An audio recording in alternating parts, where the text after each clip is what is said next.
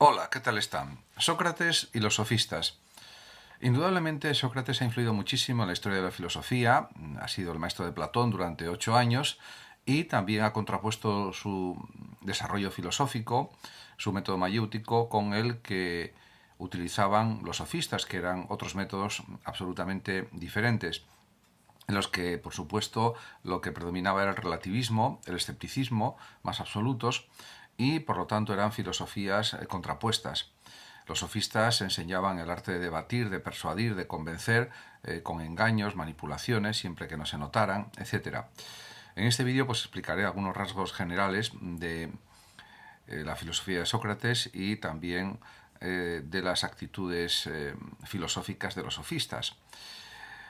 Como técnica educativa es sabido que los sofistas utilizaron la retórica, pues creían que era el camino apropiado para convencer y dominar a la sociedad griega, especialmente para la formación de nuevos políticos, que generalmente eran jóvenes, para de esa manera que pudieran convencer a los ciudadanos de sus propuestas políticas o simplemente para poder acceder al poder de forma más sencilla y más fácil.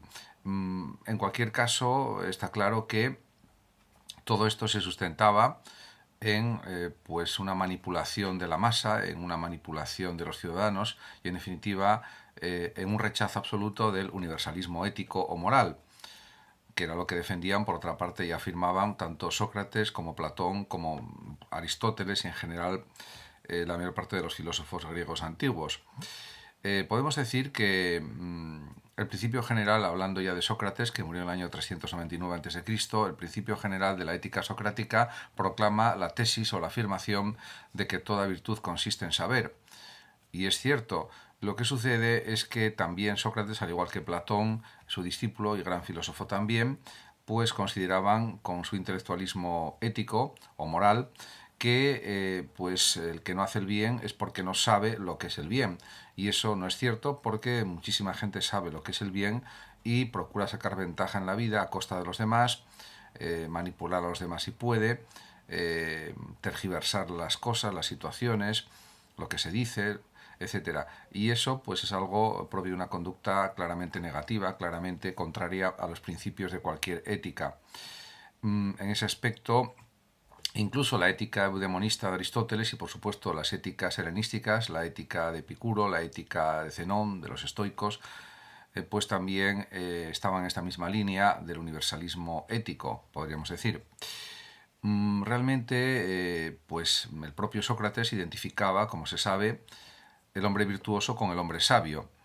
Y si partimos de que la filosofía occidental se inició en el siglo VI a.C., en las colonias fundadas por los griegos en Asia Menor, en Jonia y en Italia Meridional, nos damos cuenta de la repercusión que tuvo ese inicio de la filosofía, que por otra parte estaba muy unido ese inicio al surgimiento de la propia ciencia. De hecho, Tales de Mileto era matemático, astrónomo y filósofo.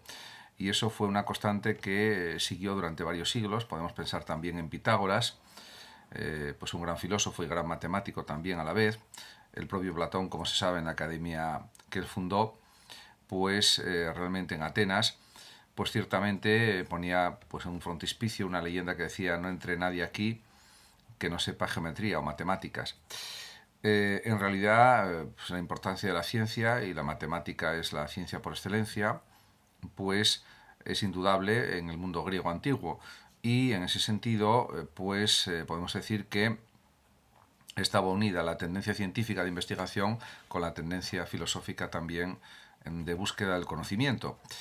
En ese sentido, podemos decir que pues la otra tendencia que surgió también con los primeros filósofos presocráticos y a partir del siglo VI a.C. en adelante, pues es más bien mística o metafísica y está representada por Pitágoras y también por Parménides de Lea, aunque Parménides era más bien un racionalista monista y en cambio Pitágoras dijo que la esencia de todo, la esencia primera, la arjé del mundo, son los números, porque parece que todo se puede cuantificar o matematizar de alguna forma. En ese aspecto diríamos que también hay que decir que Pitágoras fundó una escuela de sabiduría, una especie de universidad, pero que a la vez tenía connotaciones religiosas y místicas muy evidentes. Y en ese aspecto, Pitágoras creó una comunidad filosófica y religiosa a la vez. algo que en parte pues fue seguido por otros discípulos, y también en Platón podemos decir que hay mucha influencia no solamente del pitagorismo, sino también de la filosofía de Parménides. Parménides, en cambio, es más bien un racionalista, aunque también tiene aspectos místicos en sus obras que se notan claramente, pero partía de decir que todo era uno y que el no ser no podía existir, negaba la existencia del vacío, etcétera. En ese aspecto, Parménides, con su racionalismo, con su vía de la verdad y vía de la opinión, influyó mucho en el surgimiento de los dos mundos, que sería el mundo inteligible, que sería la vía de la verdad, y el mundo sensible, que sería lo correlativo a la vía de la opinión parmenidea. En ese aspecto también hay que destacar el giro antropológico protagonizado por Sócrates y los sofistas, pero en dos sentidos claramente diferenciables. En primer lugar está Sócrates, que realmente pues consideró que, aunque en su juventud había observado la naturaleza, las estrellas, los planetas, los fenómenos naturales, en definitiva, se dio cuenta cuando fue cumpliendo más años y llegó a la madurez de su vida, probablemente a partir de los 40, 50 años en adelante, observó que era más importante centrarse en cuestiones de tipo ético, porque son los temas que realmente son más importantes en la vida humana. Me refiero a aspectos éticos, políticos, pero yo diría que más bien éticos. Y porque al final también se trata de conducir bien la propia vida, una vida virtuosa, una vida excelente. Aquí parece que pues se notan las resonancias de lo que luego sería otro filósofo posterior muy importante, como era Aristóteles, después de la muerte de Sócrates. Y realmente, pues, por eso se puede calificar como giro antropológico ese cambio de rumbo de Sócrates en su filosofía, porque al final los temas humanos, los temas sociales, son los que realmente tienen una repercusión más directa en la existencia de cualquier persona, y no tanto pues planteamientos acerca del sol, de la luna, de las estrellas, del firmamento, del universo, etcétera. En cualquier caso, está claro que Sócrates se convenció de que eso era lo mejor, y a partir de la edad que ya he citado, aproximadamente, empezó a interesarse mucho más por cuestiones de tipo ético y antropológico. En cambio, los sofistas, aunque también tenían ciertos deseos de conocer la naturaleza y la realidad, se interesaron también por las cuestiones éticas y antropológicas y políticas especialmente, precisamente porque eran formadores en las técnicas retóricas que daban mejores resultados en los tribunales para la formación de políticos jóvenes. Y también es cierto que los sofistas, como se sabe, exigían grandes cantidades de dinero por sus enseñanzas, y generalmente los que estudiaban con ellos, o prácticamente siempre, eran personas adineradas, y los jóvenes eran descendientes de familias con mucho dinero, como es entendible desde esta perspectiva de la sofística y de estos sabios sofistas que eran, por ejemplo, Gorgias, Hipias, Protágoras, etc. Pródico también, etc. Los sofistas, por tanto, son considerados como los primeros educadores de la Grecia antigua, o como los democratizadores de la enseñanza. Pero esto es algo discutible, porque lógicamente a sus enseñanzas solo podían acudir personas, diríamos, con una situación financiera muy desahogada, o dicho de otra manera, personas ricas más bien. Por tanto, estas enseñanzas no podían ser expresadas a la masa de población de las ciudades-estado como Atenas, como Corinto y otras. Por otra parte, con la sofística también hay que decir que aparece el filósofo como hombre de sociedad que, en vez de meditar o dialogar, discute. Y la capacidad de discutir y ganar en los debates o en las discusiones pues es algo que se puede aprender, se puede practicar, y al final se puede conseguir con distintos trucos o técnicas mejorar el arte de convencer, el arte de persuadir, porque al final son técnicas y hay que saber cómo discutir, cómo razonar para vencer en una discusión. Pues esto lo enseñaban pues figuras como Gorgias, como ya dije, y otros sofistas. El sofista, además, hacía algo escandaloso para su época: enseñar por una remuneración muy alta. De hecho, Sócrates no exigía nada por sus enseñanzas, por sus diálogos, por sus conversaciones. Y pues esto era algo novedoso en la época. Y además, de una forma yo diría que cínica, los sofistas pretendían ser maestros de virtud, pero sería una virtud mal entendida, sería una virtud que buscaba el vencer a los demás en los tribunales, en política, etcétera, usando estrategias habilidosas para hacer creer a los demás que ellos tenían razón cuando realmente pues no la tenían.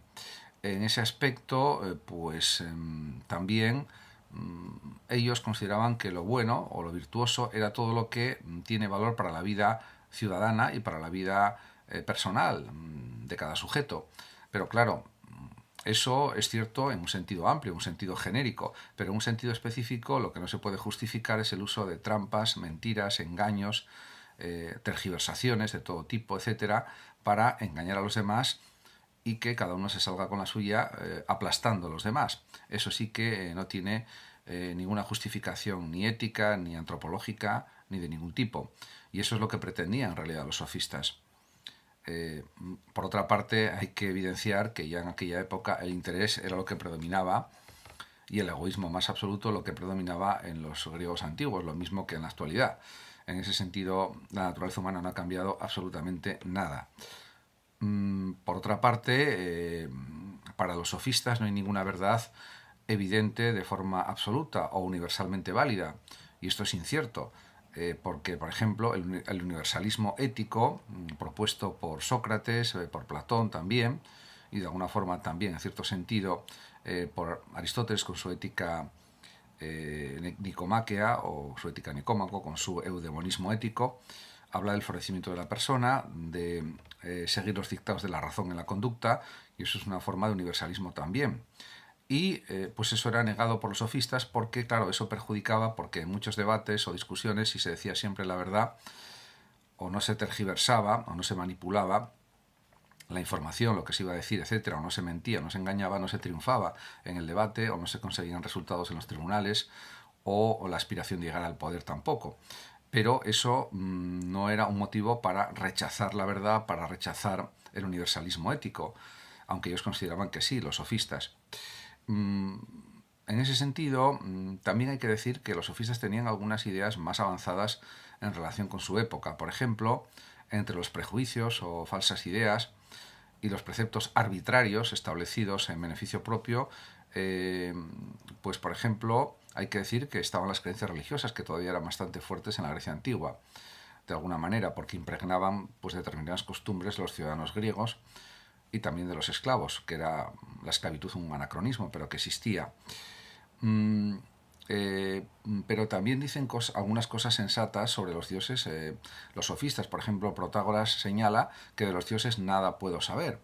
Efectivamente, porque son entidades espirituales, supuestamente inmortales, todopoderosas, pero que no podemos ver ni tocar y que no podemos realmente sentir su existencia de una forma física.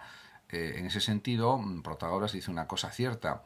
Por lo menos en el ámbito de la religión eran bastante juiciosos. Eso no supone que no se puedan tener creencias religiosas, por supuesto, pero por lo menos en ese aspecto sí usaban un buen método argumentativo, podríamos decir.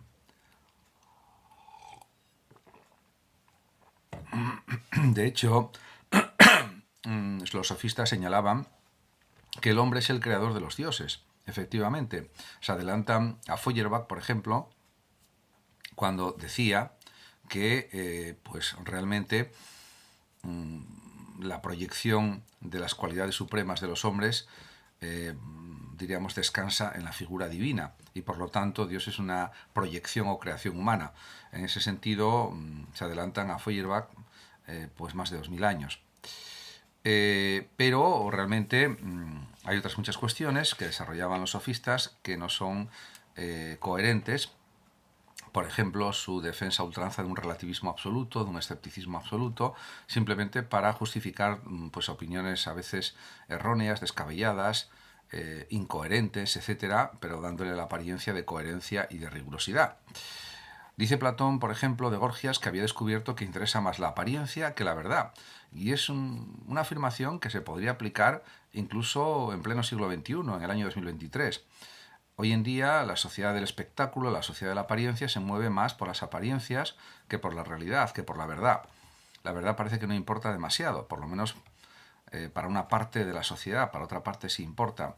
Y por supuesto la verdad es muy importante a nivel legal, a nivel ético y a todos los niveles. Sócrates, por otra parte, se propuso descubrir el verdadero saber, el saber de la esencia de las cosas, qué es esto, qué es lo otro, qué es la justicia, qué es la verdad, qué es la compasión, etc. Y también está convencido Sócrates de que en todo saber, o en todo verdadero saber, tiene que partirse de conceptos exactos y precisos. Por eso su propuesta es hacer muchísimas preguntas o muchas preguntas para llegar a saber la esencia de algo. Sócrates, por tanto, también podemos considerar que es un reformador, a la vez moral y científico. Su gran idea era la transformación y restauración, podemos decir, de la vida moral de la sociedad, de la polis, por medio de la ciencia.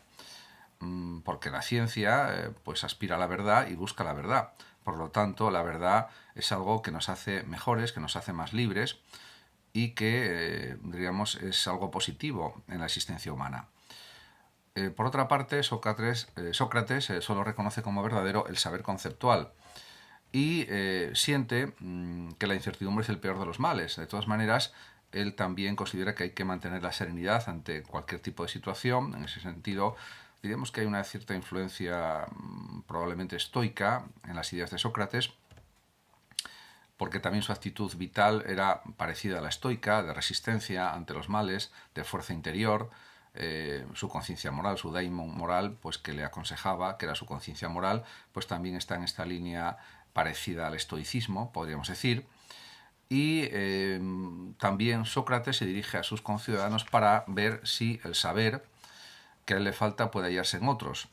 Por lo tanto, de ahí la necesidad de filosofar en común, dialogando. Es algo completamente entendible.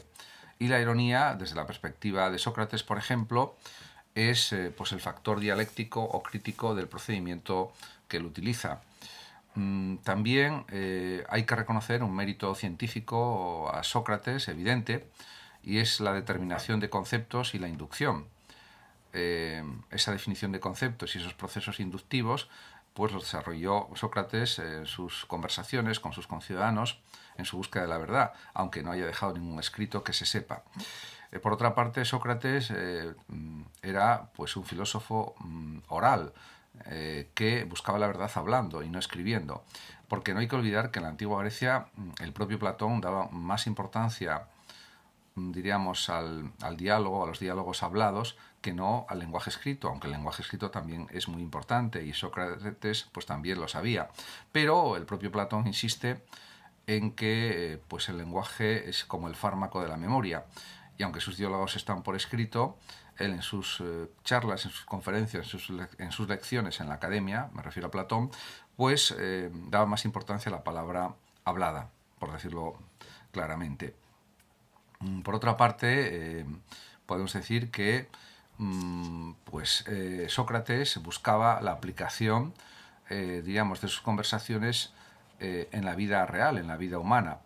Y la ética socrática proclama, pues también, la tesis de que toda virtud consiste en saber. Y también tiene un elevado concepto de lo que es la república, el Estado-ciudad, la República de Atenas, por ejemplo, y de los deberes para con ella. Por eso, ante el juicio injusto al que se le sometió, por envidias y rivalidades políticas y rencores políticos, él se defendió personalmente y fue condenado a la pena de muerte, a beber la cicuta. Pudo haber escapado a Chipre, como le aconsejaban sus discípulos, pero al final dijo que era más esencial cumplir las leyes de Atenas y, sabiendo que su condena era injusta, aceptarla y morir como un buen ciudadano que respeta y obedece las leyes de su ciudad-estado, que era Atenas. Por otra parte, también hay que decir que Sócrates aspiraba a un saber que dirigiera políticamente la república, y en cambio los sofistas pues buscaban un conocimiento que sirviera para dominarla, a través de políticos formados en técnicas oratorias que servían para eso también. Grote, por ejemplo, este investigador, se opuso a la idea tradicional sobre la oposición entre la filosofía socrática y la sofística, pero yo creo que hay muchas evidencias de que había esta oposición claramente. por otra parte, los sofistas no fueron una secta o una escuela que luego siguió, sino que fue una clase profesional, personas de diferentes opiniones, muy formadas, etcétera, pero que luego fueron desapareciendo de la historia de alguna manera, no crearon una escuela que siguiera a través de los siglos, como por ejemplo el estoicismo, como la propia Academia Platónica, como el platonismo, o como la escuela peripatética, o por ejemplo, como otras escuelas como la cínica, etcétera. Fundamentalmente habría que hablar de la escuela estoica y epicúrea que siguieron a través de los siglos. Por otra parte, Zeller, por ejemplo, estableció más diferencias que afinidades entre filosofía socrática y sofística, y es algo que parece comprobado a nivel histórico y a nivel de investigación, también, sin ninguna duda. Muchas gracias a todos por su atención, saludos como siempre a los oyentes de Radio Sofando de México y hasta mi próximo vídeo.